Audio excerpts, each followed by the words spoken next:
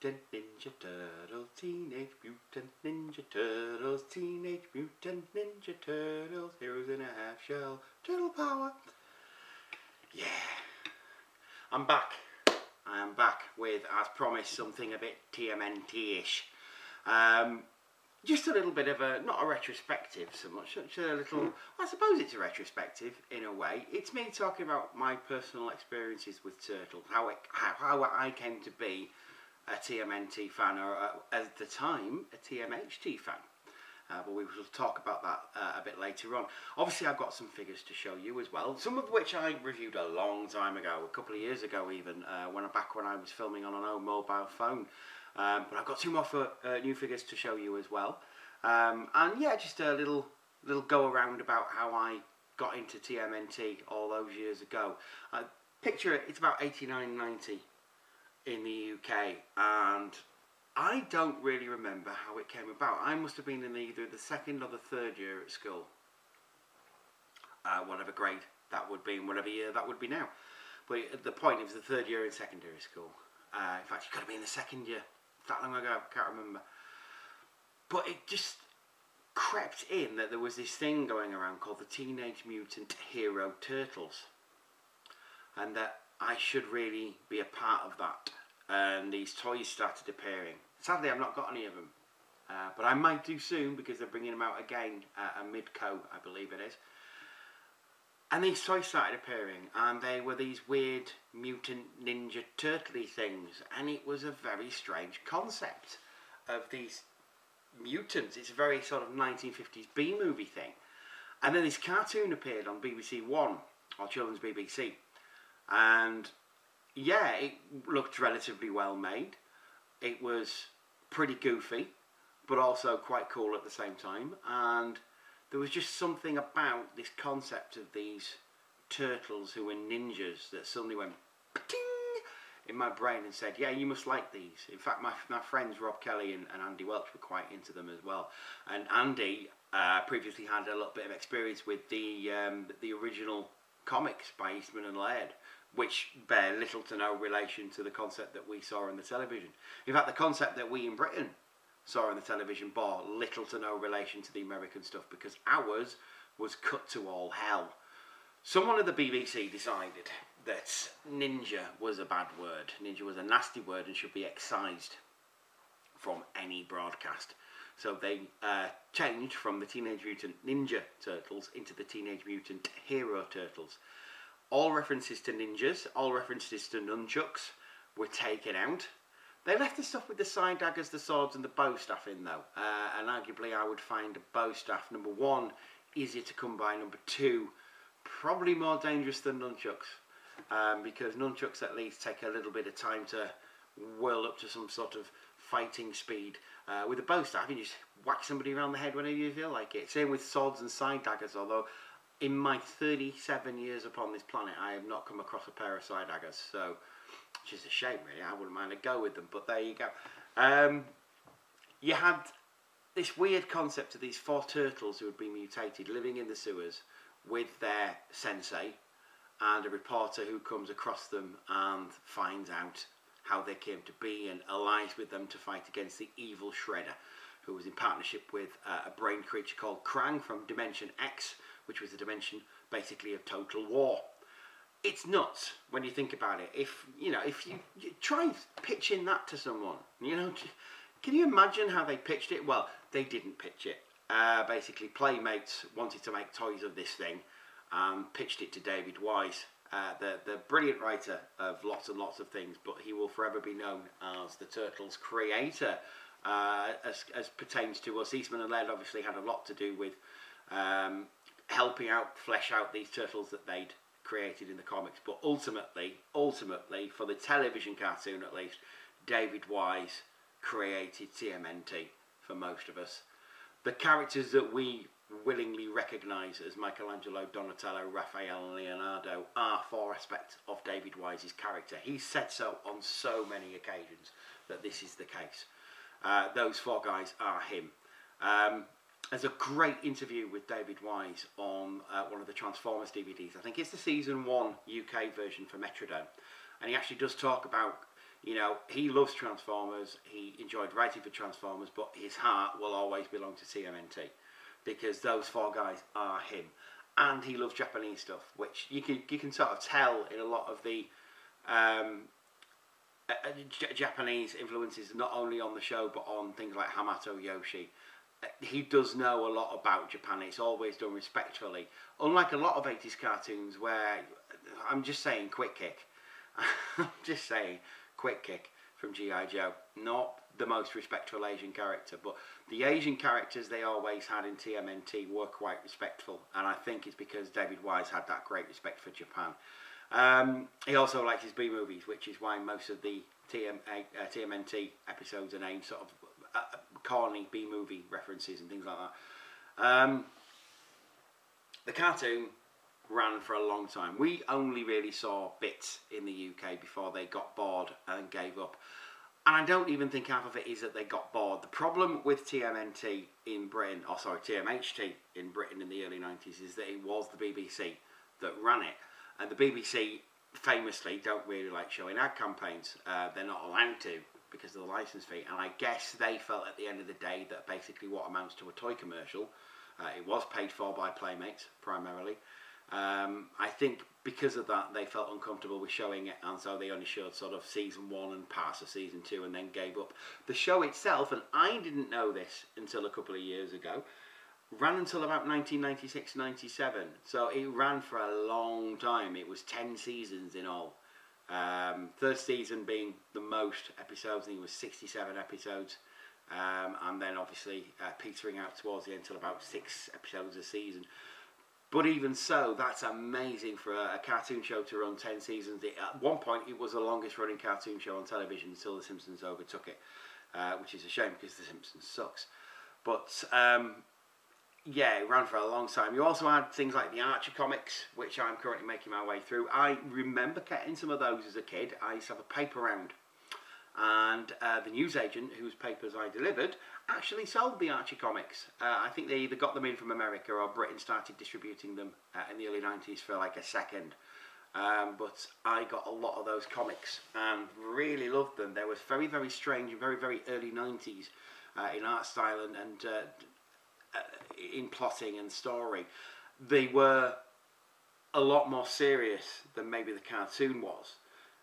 The first couple of issues just basically told the story of the Turtles in New York. They were straight adaptations of what had been on the cartoon show, and after that they just forgot about that and started hopping dimensions by way of a cow head which swallowed them and acted as a spaceship. Yeah, very odd. One of the recent issues I've been reading is they land in a dimension where a kid has a disease which makes him sneeze monsters. So every time he sneezes, a monster pops out of his nose. The art style is very 1930s. If anybody remembers, not Happy Harmonies or Merry Melodies, the Silly Symphonies era of Warner Brothers cartoons, which are basically Steamboat Willie rip-offs. Of the early Disney stuff, and it is all those sort of weird cows playing music. There's a great bit in The Simpsons actually. It says what goes on in Homer's head, and it is just sort of those old-fashioned cartoon cows and mice going, and that's what goes on in Homer's head. But that's Silly Symphonies, and that was very much the art style for a couple of issues of those Archie comics. Very, very good, very, very odd, very, very 90s, but I approve. I think anybody, if you can get hold of them, and you can on various places on the internet, you can get hold of them, and I do sort of urge people to have a look. But yeah, Turtles sort of carried on as well. It kind of stopped with me with the first couple of movies, and then I don't really recall much about the cartoons anymore. But you had the first movie, which was a Golden Harvest production. Golden Harvest were actually a sort of kung fu movie, Hong Kong kung fu movie distributors. And they stumped up a lot of the money for this Teenage Mutant Ninja Turtles film, which is when, that's sort of when BBC sort of stopped showing the cartoons. I think they kind of knew the gig was up, whereas Hero was concerned, and that people would start calling them Ninja from now on because, you know, it's just a word.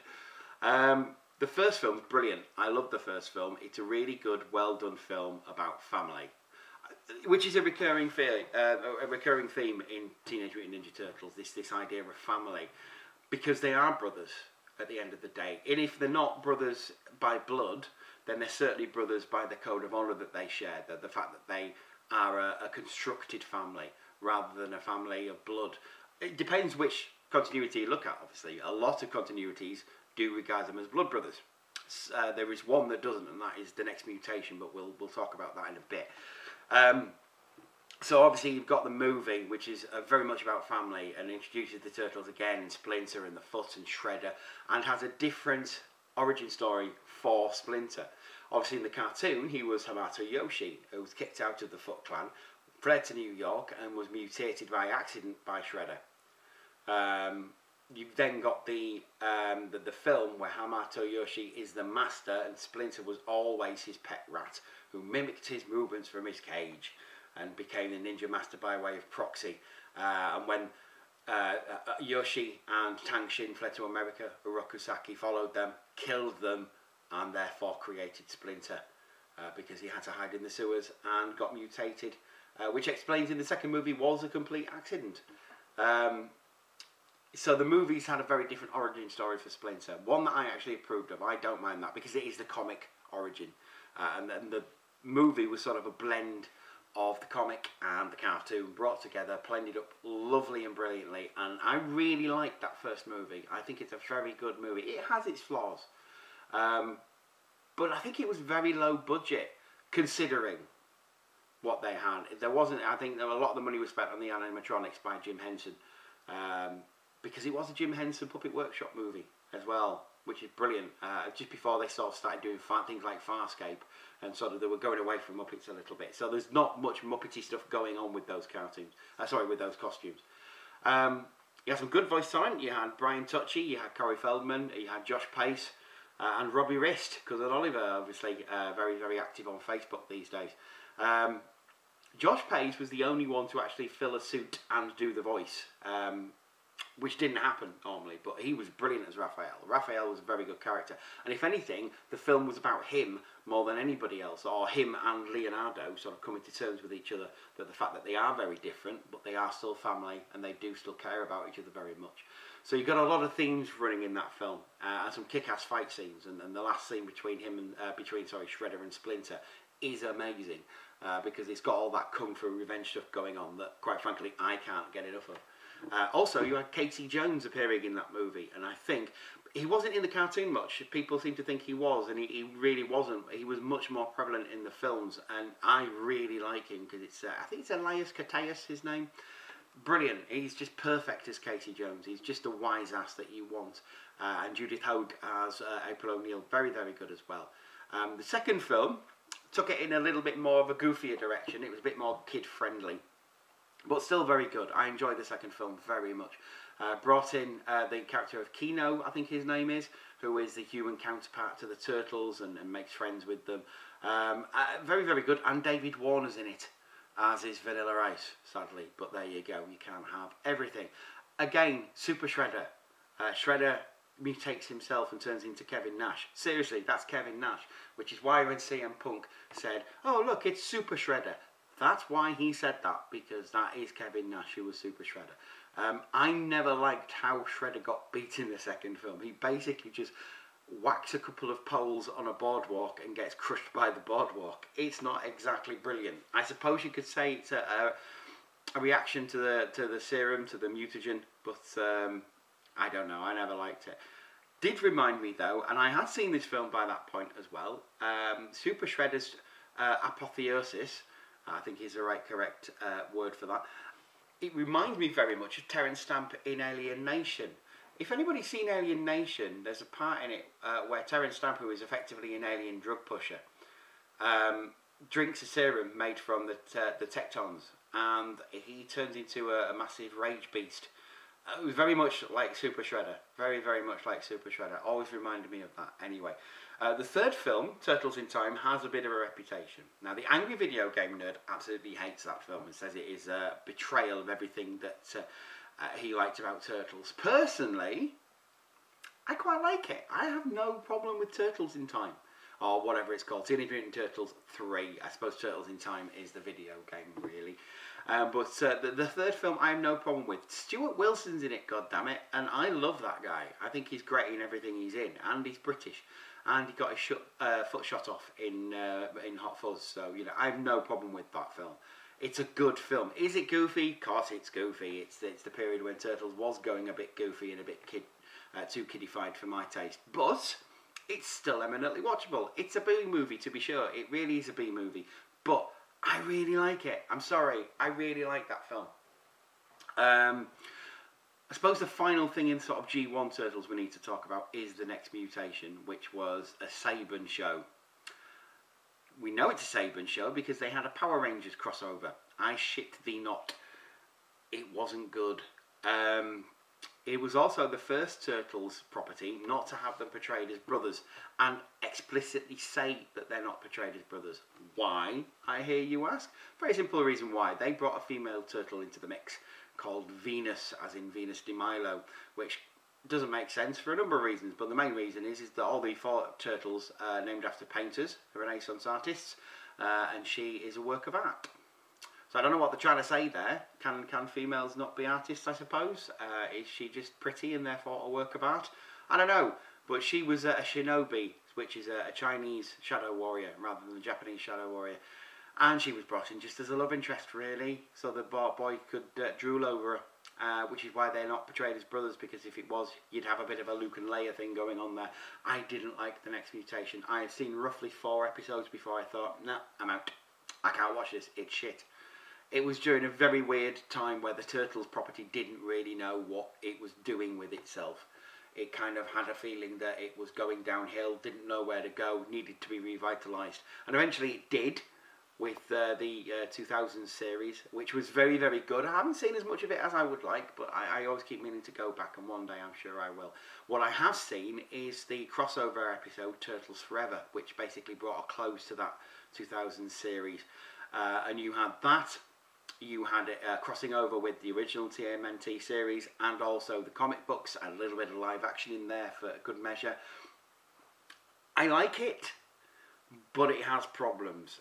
I don't really enjoy the way it just treats the original series as completely goofy and nothing else, and that the original Turtles as a bit useless, which they weren't. If you watch the original series, it could get dark. What happened to Baxter Stockman, for instance, was pretty dark.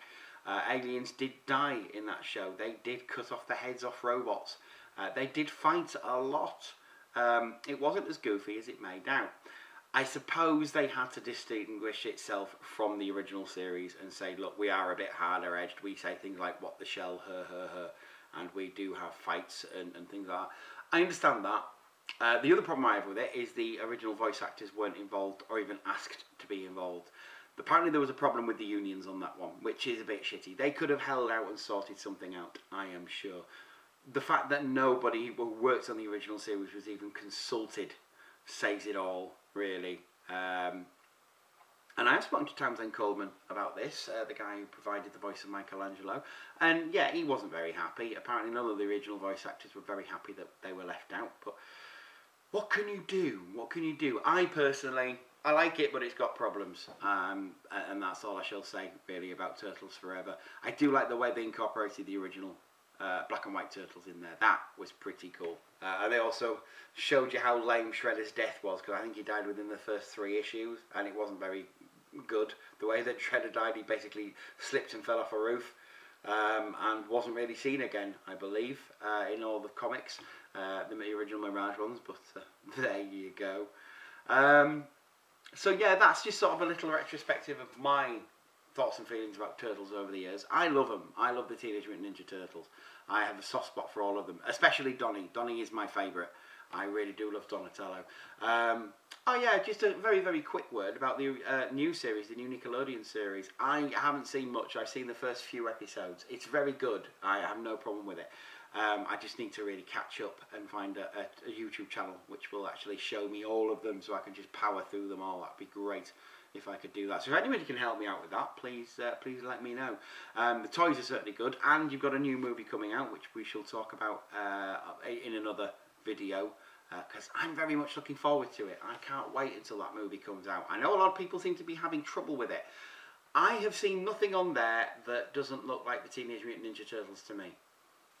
Sorry if that annoys people, but they look like the Turtles to me. Yes, they're all different, but that seems to be the way of it these days. They are giving them different looks and different personalities. Sorry, not different personalities. The personalities seem to be exactly the same. They're just giving them a different look and adding things to them and making them more visually interesting to look at when they're on the screen. I don't have a problem with this. But we shall see how the film turns out. We shall see how it turns out, and if Michael Bay yet again has raped someone's childhood. Grow up, seriously. But yeah, we shall see. We shall see what it turns out to be. But I personally am looking very much forward to this film, and shall be going to see it in August. But yeah, that's just a little retrospective of the Turtles and me and my relationship with them. I do love them ever so much. So much so that when a couple of years ago Playmates brought out revamped classic versions of the guys, I jumped at the chance to get them. And so I have Donatello, Michelangelo, Leonardo, and of course Raphael. Now, in other videos I have reviewed the figures, but I'm just going to do a quick sort of rundown of them and do a proper review of Raphael, which people have been asking, why did you never get round to doing that? I don't know, time got in the way, but there we go. So obviously we've got Donatello, who is the scientist and nerd of the group. He is the guy who likes doing machines, apparently.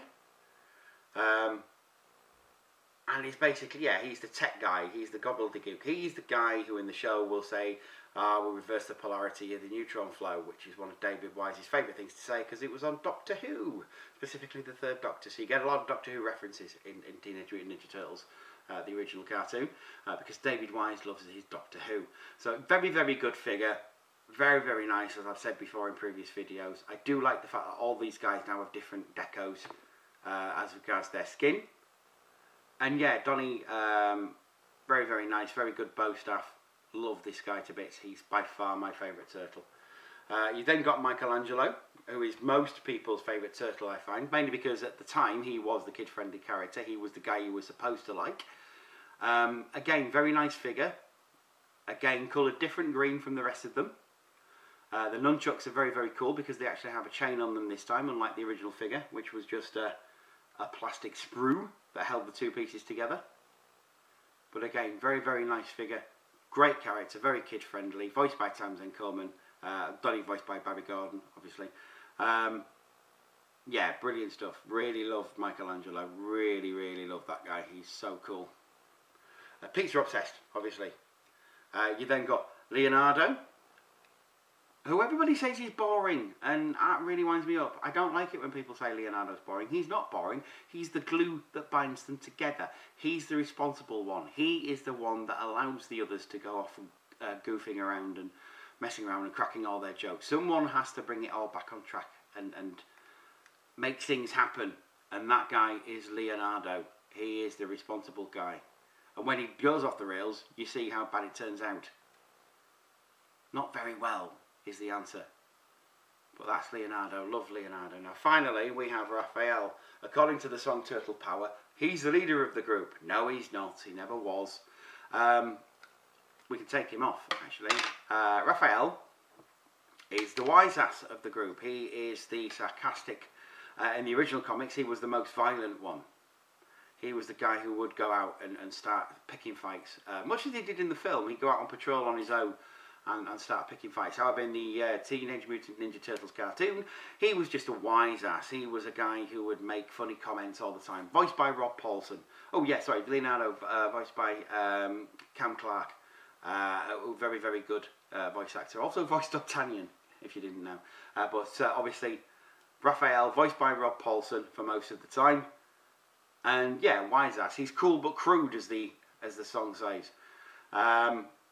So he would always be there with a really sarcastic comment, making funny comments and sort of just generally just being a wise ass. And that was his character basically in the original show. in the comics, like I say, much more violent, much more serious, and in the film, very much more serious. He was the guy with all the rage issues, who basically just wanted to kill everything, just stop everybody from doing wrong things, and had very violent Batmanish type methods of doing it. And it came into conflict with Leonardo a lot of times because of that, and they had to resolve those issues to sort of get back on track with themselves and become the family that they knew they were. But yeah, that's basically Raphael in a nutshell. He was a lot of people's favourite. My mate Andy loved Raphael, and a lot of people still do. They still think he's the coolest turtle. I love Raphael. I really do like Raphael, but I don't know. He's got this hard edge that I don't really think sometimes belongs in the Turtles, which I suppose is what the film was all about. But I do love him, and I love the fact that he looks the angriest out of all of them, and I love his weapons. He has the side daggers, which 9 times out of 10 aren't used for stabbing people. They're used for catching on things and disarming people and things like that. I think in the original ninjutsu there was some sort of farm weapon, like a trowel, that were sort of adapted into use for things like that. I don't know 100% if that's the case, but that's what I have heard. But the figure itself from Playmates is brilliant. It's got the usual articulation, so his head will go around a total of 360 degrees, or it will when I can grab hold of him. His arms have a swivel at the bicep, and they can go up and down and round and whatever you want. He's got a top of the arm swivel. He's got double jointed elbow swivels, and your arms also go around there. And he has wrist articulation, and he has good finger articulation. His fingers go, all his fingers are independently articulated, and his thumb not only is on a swivel there, but can also go up and down. It's hard to see, I know, but I do apologise about that. He's got waist or chest articulation, and it's connected at the back, and his belt isn't connected all the way around, so you can actually move it and swivel it however you want, which is really cool. You can go around and round and round, do the hula. Now his legs, I'll just take his side dagger out because they do kind of limit it a little bit, but 9 times out of 10 you'll have him with his weapons. So his legs go up and down, they swivel around as well. They swivel at the thigh, top of the thigh, double jointed knees, and his feet. They're not on rockers, but he's articulated at the ankle, and his toes are articulated as well. So there's bags of articulation in these figures. These figures are still only $14.99. That is ridiculously cheap, I think, for these figures. And well worth it. If you haven't got these figures yet, and you're a Turtles fan, why haven't you got these? Is my question to you. Why have you not got these yet? Now the good thing about his having so much articulation in his finger and his hand is you can actually put the side daggers in however you want. Whoops. You can have them, first off, just as he would have them in the show, like so. This is how he usually held them in the show, which I kind of always knew wasn't the case, wasn't how they were supposed to be, because how they're supposed to be is held like this, like so, like that. You see? Like so. So between the fingers, so you can disarm people and knacker them up. A good way, and a good sort of martial arty Bruce Lee way of doing this is also to have him like that. So one sort of behind him like so, and then the other one there like that. They are eminently posable, these things. You can pose them however you want to. And that's really cool, because a lot of these sort of figures, you have trouble sometimes posing them. But these, brilliant, brilliant. I'm so in love with these Playmates figures. They are so cool. They take pride of place on my shelf over everything else, including Transformers and He-Man and G.I. Joe. The Turtles figures are so cool. You also get the sewer lid there with his name on at the bottom, and the little turtle symbol there. They come with 2 pegs, so you can peg the feet into them. So it really makes a difference when you're trying to stand them. Like so. So that's brilliant. Loving that, loving that, loving the Turtles. They're really, really cool. Now, they have announced Shredder and Splinter, which will be coming out soon. They did announce a little while back that Bebop and Rocksteady will be coming out. And yeah, I've got them. I've got them. I have Bebop and I have Rocksteady, like so. Now Bebop and Rocksteady were characters in the show who were in the first season, and from there on they always appeared. They were a couple of criminals who originally tried to mug April O'Neil. By mug I mean kill. Tried to send them out to get April O'Neil because she was getting too close to the truth about the Foot Clan and the ninja robberies that were going on in the city. Didn't work out. The Turtles beat them, and therefore they always held a grudge against them. So when it came time for Shredder to mutate a couple of his goons to try and get the Turtles and destroy them, Bebop and Rocksteady were first in the queue, and Bebop was mutated into a pig-human hybrid, and Rocksteady into a rhino-human hybrid with the smallest pygmy rhino you could ever meet. Well, we shall have a look at Bebop first. Their character is very simple to describe. They're morons. That is it. That is their character. They don't have much more motivation than really just wanting to beat up the Turtles and cause mayhem. They are idiots. They are morons. They are cretins, as Shredder would say. That's it. That's it. In the comics, they had a little bit more to them, but they were still stupid as all get out. They didn't really do much in the comics, as opposed to just whatever they did in the cartoon, which was just destroy stuff and get beaten up by the Turtles a lot. They were your sort of ultra normal goon types people, and they didn't really do much beyond that. But I love them. I love them so much because they're very clever sometimes with the retorts that they have to Shredder. They agree with Krang when Krang is berating Shredder and like to make themselves feel a bit superior to Shredder at that point. And then they get sent to Earth, and then Shredder punishes them time and time and time again. But that's really it. In the video games, they were very cool as well, and they did pop up a few times in the video games, which was really, really cool. But we'll have a look at the figures. We shall have a look at the figures. First off, we'll have a look at Bebop, as I said, who is very cool. There is a problem with Bebop and Rocksteady, actually, in the fact that Playmates put their bottom legs on wrong way around, which means that they do look a bit derpy sometimes when you're trying to stand them. That shin should be there and that shin should be there. It is fixable, apparently, if you have hot water and patience. I'm not going to do that because I know me, I will end up breaking the bloody things, and I don't want to do that. I know they only cost 15 quid each, but I don't want to have to buy new ones so I have to bloody break them again. But other than that, they're perfect. They're absolutely perfect. You can't get better than these figures, really. This is Bebop. If you look at that, there is no way you're going to think of anything but that is Bebop. Like I say, mutated warthog. Complete and total idiot. But looks so good, this figure. He's got some lovely details on him. He's got the little turtle necklace there. He's got your grenades as well, which don't come off, thankfully, because they would be lost so easily. He's got his bandolier down there. He's got his chain, belt, and he's got his jeans and his Chuck Taylors. And his Chuck Taylors actually look like Chuck Taylors as well. I don't know if you can see that, but his Chuck Taylors look proper. They look real. They look great. As do his jeans. His jeans look brilliant as well, and his little red sweater vest thing there. He's also got his turtle shoulder pads, his mohawk, and the ring through his nose, and his sunglasses, which are very, very evocative, and just looks like Bebop.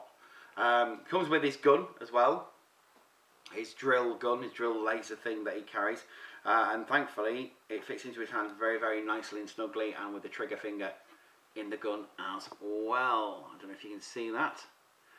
Brilliant stuff, brilliant. Obviously it comes with his little sewer there with Bebop at the bottom, which looks really nice. And his articulation, he's got very good articulation, considering he's such a big bulky figure. He's very well posable. So his head goes round 360. It's not on the top, it's on the side there, so it looks like his turtle toy originally. His shoulder pad has a bit of give in it, which I like. It's not fixed on, so you can actually move his arm about, and it doesn't hinder it at all, really. It can actually go around 360, which is really good. It's got a swivel on there as well, and it swivels round. It's got double jointed elbow articulation. No articulation in his fingers, but his wrist does go around, which is really, really cool. He's got an ab crunch, a little bit hindered by his coat there, but he can swivel at the hip quite a bit, which is cool. and his leg articulation, it's on a ball joint type thing, so it does go around 360, it does go out and does go in. So it's not really hindered, although it is bulky. And then you've got his knee articulation as thus, and his chuck tailors go round and round and round. So he's not as well articulated in the leg as maybe the Turtles are, but that's because he has big thighs, and also the fact that his shins aren't on properly. Kind of does hurt it a little bit. Now, like I say, it's an easy fix if you're willing to do that, but I'm just not willing to do that because I don't want to break him because he's very good, and I really like him and don't want to buy another one particularly. But that's Bebop. Like I say, really good, really satisfied with it apart from the thighs, the chin mishaps. But he looks the part, he certainly looks the part, and that's all I'm bothered about. And then of course you've got Rocksteady. My Rocksteady's got issues, I have to say. Not many, but he's got a couple of issues. But again, Rocksteady, idiot, basically, moron. Probably even more so than Bebop. I think Bebop's a little bit cleverer than Rocksteady is. Like I say, another thug transformed into a mutant rhino. Not as big and bulky as Bebop, he's a bit more lithe. But again, really good character. And the mould is spectacular. This looks so much like the character. It's unbelievable. They've done a really good job with this of Playmates. I'm very impressed. I know Turtles is practically the only property they have. So they do it very, very well. But even so, I am more than happy with this thing. It's really, really cool. It comes with his sword that he had in the show, which is all in grey. Sadly, it doesn't go in his back, because in the show it went in his back, which is a shame. And he's got his big machine gun that he always had in the show. And also, which is a nice little touch, obviously he has his helmet. The helmet is removable, so if you don't want him to have the helmet, you don't have to have the helmet on, which is a nice touch. Again, he's got his bandolier on. I'll just take him off the stand. Obviously nothing new there, you've seen it all before. He comes with his little turtle shells on his thighs there. He's got his bandolier across. He's got another set of grenades. He's got his rhino horns there as well, and his little ears that come out. He's got this nice little bandana touch there, and his combat pants and combat boots, which he always had in the show. Again, really, really well done. Some really nice work on this one. Really loving it to bits. It's really, really cool. The articulation is pretty similar to Bebop. Obviously, his head goes around 360 there. It does go up and down a bit as well, but not a lot. But he has the arm swivel, which goes up and down. He's got the double jointed elbows. Again, fingers aren't articulated, but he does have the wrist articulation, which is pretty cool. The ab crunch on mine is a bit loose, so he is a bit loose. Is my Rocksteady. It's not too much of a problem, to be absolutely honest. There's worse things that could be wrong with it. So he's just a bit loose when you turn him, that's all. His legs, hindered a bit by the turtle shells on his thigh there, but he does go round and round and round. Double jointed again at the knee, and his boots do have a boot cut swivel articulation. Again, the shins on this guy are the wrong way round. They should be the other way, apparently. Again, don't really have a problem with it. It doesn't make much of a difference to me. It does to some people, so you can fix it. Again, you are able to fix it. I choose not to, because I don't want to break the bloody things. But they've done such a good job with these guys. It's a shame that they couldn't have sorted that out as well. But apparently there is a fix. Apparently some of them are bringing out a fix, but I'm not entirely sure about that. All I can say, though, is that you need these figures in your life. If you were a Teenage Mutant Ninja Turtles fan of any level, you need these figures in your life. You need these figures to be able to show them off and look at them and think, yeah, these are just as cool as they were when I was a kid. Like I say, Midco are actually bringing out new versions of the old toys, so you can actually buy the four guys, Splinter and Shredder, and I desperately want them. If at the very least, Donatello and a Shredder, because I had those when I was a kid. What I also want them to bring out is Foot Soldiers, so I can buy loads of them. I wish they'd bring out the whole old line again, because I want a Knucklehead as well. So, oh, they're very addictive. They're very addictive, and they, you know, they were very, very cool. And then Bucky O'Hare appeared. Never really liked Bucky O'Hare as much as the Turtles. I know what they were trying to do. They were trying to cash in on that success. But anyway, Bebop and Rocksteady, the latest Turtles figures that I have to add to my collection. They are brilliant. Get them, get them, get them. You need to get them. As well as all the others. And I really hope there's an April O'Neil coming out as well. So that has been the Turtles. Donatello says bye-bye. Bye. I will be back next week with another video. I don't know what yet. Could be a Joe video or Transformers. I've not done Transformers in a while, so it might be a Transformers video. But thanks for listening. Thanks for putting up with me. I shall see you all anon. Have fun. Have a great bank holiday weekend. See you next week. Bye for now.